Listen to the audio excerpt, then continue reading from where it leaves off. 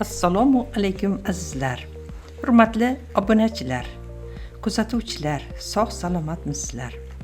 Bizning bugungi videomiz sachratqi, sikori yoki talxa nomlari bilan mashhur bo'lgan dorivor o'simlik haqida bo'ladi. Sachratqi murakkab guldoshlar oilasiga mansub bo'lib, ko'p yillik o'tsimon o'simlikdir. Bo'yi 60 santimetrdan 1 metrgacha, poyasi tik o'sadi. Barglari nashtarsimon, gullari havorang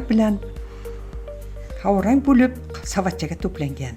Mevasi uchmali pista. U iyun oyidan boshlab to kech kuzgacha gullaydi. Uning kimyoviy tarkibi yer ustki qismida flavonoidlar, kumarinlar, vitaminlar, minerallar, kaliy, magniy, temir, yog', shakar, inulin, tabiiy prebiotik modda, azotli moddalar, turli mikroelementlar, kaputin, achchiq va oshlovchi moddalar mavjud. Abu Ali ibn Sino sachratqi o'simligini ko'ngil ozganda, isitmada, ko'z yallig'langanda va ichki tish kasalligini davolashda ishlatgan. O'simlik sut shirasi bilan ko'zga tushgan oqni davolagan. Quritilmagan ildizini yanchib, ilon, chayon va ari chaqqan joyga hamda podagra kasalligida og'rigan bo'g'inlarga bog'lashni buyurgan. Xalq tabobatida bu o'simlik keng qo'llaniladi.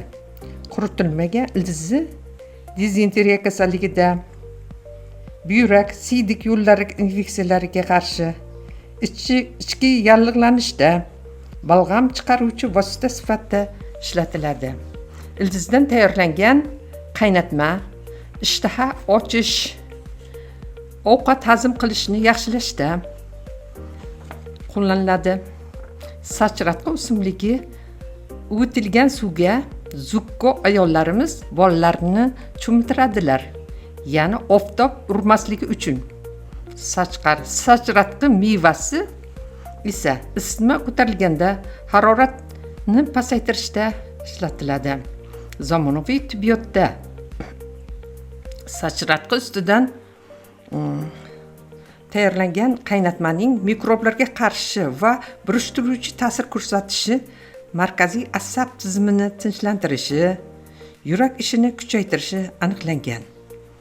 Hozirgi kunda uning qaynatmasi o't siydik haydashi, yallig'lanishga qarshi, yara va jarohatlarni bitishiga yordam berishi, ayniqsa qandli diabet kasalligi bilan og'rigan bemorlarga ham foyda berishi aniqlangan.